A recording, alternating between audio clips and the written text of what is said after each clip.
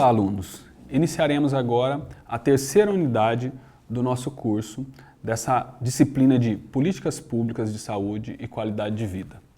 Na primeira unidade, vocês tiveram uma visão geral sobre as políticas públicas de saúde atuais, com apontamentos para a inserção do profissional, para a atuação do profissional de educação física nesse contexto. Na segunda, trouxemos um rol, uma lista de competências, de 58 competências, com a intenção de auxiliá-lo a você se identificar qual competência você desenvolveu mais, qual competência você desenvolveu menos. E nessa última unidade, que nós chamamos de Transformando a Teoria em Prática Profissional, a ideia é apresentar alguns modelos de atenção à saúde, ou seja, como o profissional de saúde em geral e especificamente o de educação física pode estar trabalhando, pode estar desenvolvendo as suas intervenções, de forma a dar algumas pistas, principalmente no terceiro modelo de saúde afirmativa, porque falaremos do modelo biomédico, do modelo gerenciado de saúde, do modelo de atenção gerenciada e pretendemos no terceiro modelo fazer alguns apontamentos que entendemos ser aqueles cuidados pedagógicos que você deve ter para atuar em saúde. O primeiro modelo será o modelo biomédico, que trataremos aqui. É um modelo mais técnico. Aquela imagem do profissional do profissional de educação física, atrás de uma bancada, prescrevendo exercício, após uma bateria de testes motores, com uma detalhada anamnese, é uma imagem que caracteriza bem esse modelo biomédico. É aquele profissional que basicamente trabalha com exercícios físicos, não dando muito espaço para outras práticas corporais. A intenção dele é, feita uma anamnese, feita uma avaliação, ele possa olhar e falar, você precisa caminhar tanto, você precisa correr tanto. Então, é como se fosse um médico sentado atrás de uma mesa, dizendo somente assim, você está com essa dor, esse é o remédio que você tem que tomar. Então, o exercício físico é tratado nesse modelo biomédico como um remédio também. Muitas vezes, o conhecedor do que deve ser feito é um profissional e quem vai atuar na prática é um outro profissional que às vezes é entendido, entre aspas, como menos capacitado. Então o foco fica ali na receita, numa questão mais técnica, sem se preocupar com o que aflige realmente aquela pessoa, aquele usuário, aquele paciente que ele procurou.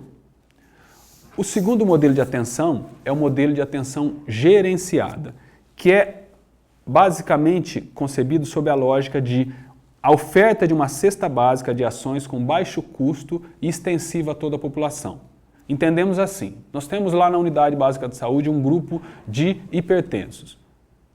Nesse modelo de atenção gerenciada, eu procuro programar atividades que eu entendo que sejam boas para aquele grupo de hipertenso, que faça com que diminui aqueles seus níveis pressóricos e trabalhe com esse grupo. Mas não tem muita preocupação sobre o que leva cada um a ser hipertenso. Em algum pode ser o problema da alimentação, em outro pode ser o problema do estresse, em outro pode ser uma questão mais genética, mas para essa questão de atenção gerenciada, eu tenho um pacote e esse pacote nessa unidade é igual, nessa outra unidade é igual. Basicamente é assim que funciona o modelo de atenção gerenciada. E um grande foco nesse modelo de atenção gerenciada é a questão da culpabilização da vítima. Ou seja, se a pessoa não faz atividade física, para um profissional que trabalha sob modelo de atenção gerenciada, a culpa é daquela pessoa que não faz. Por quê? Se o profissional passa informações da importância da atividade física, se a pessoa já sabe dessa importância, se tem um programa disponível ali na Unidade Básica de Saúde, se a pessoa não faz, a culpa é dela por estar adoecendo, por estar engordando, por estar tendo problemas relacionados à não prática de atividade física. Se a pessoa não se alimenta bem, a culpa é daquele indivíduo que não se alimenta bem. Mas é preciso que a gente supere essa questão também da culpabilização, porque muitas vezes os comportamentos decorrentes desses fatores que não podemos às vezes resolver ou são difíceis de superar, não depende só da pessoa, não depende só do indivíduo. Muitas vezes são questões sociais do seu entorno. Vamos pensar assim, saindo um pouco do nosso conteúdo específico, vamos pensar numa questão ambiental. Às vezes a pessoa não está tendo alguma doença relacionada a uma água que ela está tomando poluída e o problema é daquele córrego que passa ao lado da sua casa, que tem todo um problema de contaminação. Então não adianta somente a gente falar que você precisa de uma água de qualidade se você não trata esse problema estrutural que está ali ao entorno. Então mesmo assim, na atividade física, às vezes as pessoas não têm o tênis apropriado porque não têm condição de ter esse tênis. Então eu não posso somente trazer um pacote e falar assim deve ser a atividade física nesse bairro, como pode ser no outro, como pode ser no outro, e se a pessoa não fizer, culpabilizá-la por isso. É importante entender os determinantes e os condicionantes que afligem determinada população para que as ações possam realmente dar conta de resolver os problemas dessa comunidade. Por fim, o modelo de saúde afirmativa.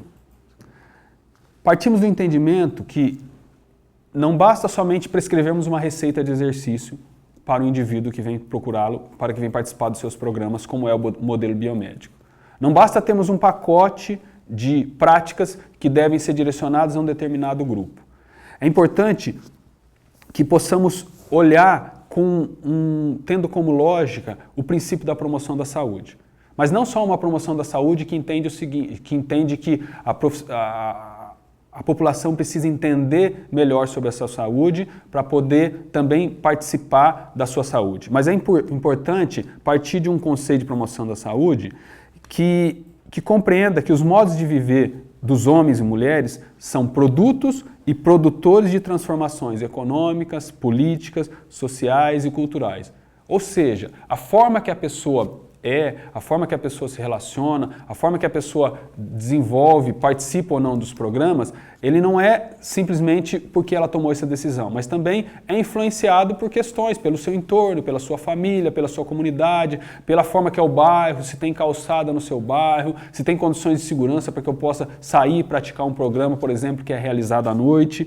Então, o modo de viver da pessoa recebe influência de todas essas nuances do espaço social, do espaço onde ela convive. E também existem determinantes que são passíveis de serem mudados. Podem ser difíceis de serem mudados, mas são passíveis de serem mudados. Se eu não tenho uma calçada no bairro, o próprio programa, através do Conselho Municipal de Saúde, pode sugerir, pode discutir, pode auxiliar para que o governo municipal possa dar essas condições para que o programa aconteça com mais segurança, com mais qualidade ali naquele espaço. Então, questões econômicas ali, questões sociais, questões culturais do bairro não são estáticas, elas podem ser modificadas. E assim, nesse modelo de saúde afirmativa, é importante que eu olhe para o lado positivo da saúde. Que eu não pense como aquele conceito antigo de saúde, de que saúde é somente ausência de doenças. Então, se eu não tenho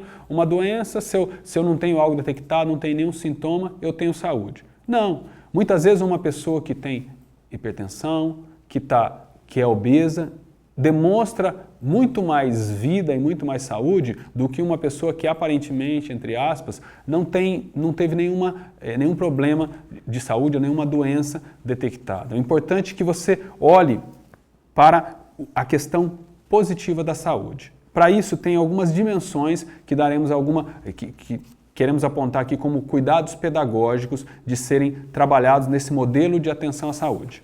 Primeira dimensão é que as diferentes situações motoras devem ser oportunizadas aos usuários, tendo em vista a possibilidade de diversos desafios. Então, colocar desafios para as pessoas para que a prática não se torne monótona. Uma dessas dimensões é desafio no ambiente. A prática não precisa ser sempre naquela quadra, sempre naquele mesmo espaço. A caminhada pode ser pelo bairro, num outro espaço, numa igreja, numa comunidade, que possa trazer uma outra dinâmica também para trabalhar essas questões de saúde. Então não precisa ser sempre a mesma atividade, sempre o mesmo espaço. Então esse desafio de alterar o ambiente pode também tornar esse modelo, essa sua atuação dentro desse conceito de saúde afirmativa. Aumentar os desafios com o próprio corpo, com os demais participantes. Então essa relação de fazer exercícios onde você se relacione com as pessoas, se relacione com o outro. Por exemplo, fazer uma ginástica acrobática. Vou trabalhar com um grupo de idosos e vou trabalhar com a ginástica acrobática? Não. Posso fazer alguma questão que seja somente equilibrar num pé, equilibrar tendo o apoio do outro. Começar a fazer alguns desafios que sejam além do que normalmente aquela pessoa desenvolve de atividades, para que ela se sinta mais estimulada a buscar uma melhor saúde. Se eu estou trabalhando com um grupo de homens nessa dimensão, eu penso em desafiá-los a um grupo de corrida. Vamos todos treinar para um grupo de corrida para corrermos em tal evento no final do ano, que é de 5 km. Se aqueles homens não têm esse hábito, vamos treinar nesse sentido, desenvolver atividade nesse sentido. Esse desafio de superar limites pode trazer toda uma questão mais afirmativa, mais saudável para aquele grupo que está trabalhando com você. Como segunda dimensão, pensando esse modelo de saúde afirmativa, temos pensar que ao desenvolver essas atividades, as pessoas têm um passado incorporado. Não desconsidere o que as pessoas trazem para a unidade de saúde. É importante entender que por exemplo, se eu vou trabalhar com uma atividade de dança, o que será que essas pessoas já dançaram ou gostariam de aprender? Ou talvez até entendendo que elas têm esse passado incorporado e que desenvolvem só determinados tipos de atividade, que a gente possa inovar em cima disso também, pensando que eu posso incorporar a esse passado. Um exemplo que me vem à memória, num programa desenvolvido com crianças, é que as crianças só trabalhavam danças relacionadas mais ao funk, que era aquilo que eles escutavam. E o professor ousou trabalhar atividades de dança com as crianças utilizando músicas clássicas. E eu pude assistir ao professor trabalhando com essas crianças, que eles começaram a gostar e a começar a escutar em casa, inclusive, músicas mais relacionadas a Beethoven, a Mozart, músicas que não faziam parte do dia a dia dessas crianças. Mas a partir do momento que o professor trouxe algo diferente, entendeu que as crianças não precisavam trabalhar só com aquelas condições, só com aquilo que elas tinham escutado, ele pôde ampliar o ambiente cultural e trazer novas questões para a vida dessa criança e ampliar aqui a sua cultura. Na terceira dimensão, pensar que as práticas corporais devem ser compreendidas e pensadas de forma socialmente localizada. Então, se eu respeito o que a pessoa já traz do seu conhecimento, já traz da sua vida, eu tenho que entender aquele contexto onde as questões de saúde, onde as ações acontecem, que as práticas corporais são socialmente localizadas, elas têm que ter um significado para aquele grupo. Não basta somente, como um modelo de atenção gerenciada, eu desenvolver atividades só porque é direcionado a um grupo de hipertensos, só porque é direcionado a um grupo de obesos, mas é importante que eu trabalhe localizado. O que essa comunidade gosta, o que essa comunidade tem de necessidade, como que eu posso trabalhar melhor com essa comunidade, a depender do conhecimento, da cultura dessa comunidade. E quarta dimensão é que o profissional deve buscar uma articulação intersetorial para o desenvolvimento das ações. Então, como já dissemos lá atrás, quando falamos de Sistema Único de Saúde, quando falamos do princípio da integralidade, somente o setor de saúde não consegue dar conta de todas as necessidades, de resolver todos os problemas de saúde da comunidade. Então, buscar uma articulação intersetorial, por exemplo, eu tenho um grupo de crianças que eu percebo que precisam fazer atividade física para sair de casa, para afastá-los um pouco mais das questões nocivas como droga, para diminuir as questões de obesidade, e eu não tenho condição de, naquela unidade de saúde, desenvolver um projeto de esportes para as crianças. De esporte relacionado ao lazer, de esporte educacional. Mas eu posso, junto com uma articulação intersetorial, saber que já existe um projeto próximo do bairro, uma escolinha esportiva, um projeto esportivo social da prefeitura que está lá na Secretaria de Esporte e posso, junto com esse projeto, incentivar com que essas crianças possam ir lá participar. Trazer o profissional de lá para divulgar o projeto. Desenvolver alguma ação junto, intersetorial, entre saúde e esporte, que possa motivar cada vez mais esse grupo que estava aqui mais relacionado à saúde a praticar uma ação esportiva, uma prática corporal. Então são alguns cuidados pedagógicos que nós indicamos aqui para que possa auxiliá-lo a pensar nessa visão mais afirmativa de saúde. Por fim, queremos enfatizar aqui duas perspectivas do conceito ampliado de saúde. Porque quando se fala em ampliar a saúde, parece que tudo cabe, tudo é saúde. Mas duas facetas aqui desse conceito são importantes de entender. Uma primeira é ter a consciência de que a saúde não é mais entendida como a ausência de doença. Eu já falei isso anteriormente, mas agora eu vou exemplificar. o usuário ele pode sair, a pessoa pode sair de casa, o indivíduo, para participar de um programa, de uma atividade de dança, não porque ele quer queimar calorias, não porque ele só tem um sentido estético, mas porque ele se sente bem com aquele grupo, porque ele se sente que pertence a um grupo. Então, ele não está pensando só na doença, mas ele está pensando numa questão positiva, na saúde, de como ele pode estar pertencendo a um grupo. Ele também pode estar, isso pode estar somente fazendo ele sair de casa. Imagine uma pessoa que recentemente ficou viúva e quase não sai de casa, ficou fechado pela falta do marido, e a partir do momento que ela começa a participar de uma atividade numa unidade básica de saúde, ela consegue sair mais de casa, deslocar esse foco, não ficar tanto sofrendo com esse luto. Então essa perspectiva que não está só na doença, mas pensar que a atividade física, as ações de práticas corporais, ela tem essa capacidade de congregar as pessoas, de aglutinar pessoas, de tirá-las de casa, de tirá-las da inércia. Então, o foco mais nas questões positivas que podem ser desenvolvidas com essas pessoas. E uma segunda questão do conceito ampliado é ter clareza sobre a influência dos determinantes sociais sobre o processo de saúde e doença. Vou trazer aqui um exemplo de algo que foi relatado pelo coordenador do programa Curitiba Ativa, da cidade de Curitiba. As pessoas tinham dificuldades de ir até o programa, porque o programa acontecia perto de um terminal, mas as pessoas tinham que dispor do dinheiro do Vale Transporte para ir até o terminal, desenvolver atividade física e voltar. E às vezes esse custo para aquela comunidade era um custo muito alto. O que a prefeitura fez? Por meio de uma articulação intersetorial, as pessoas que participavam do projeto Curitiba Ativa tinham gratuidade para ir e voltar até aquela localidade.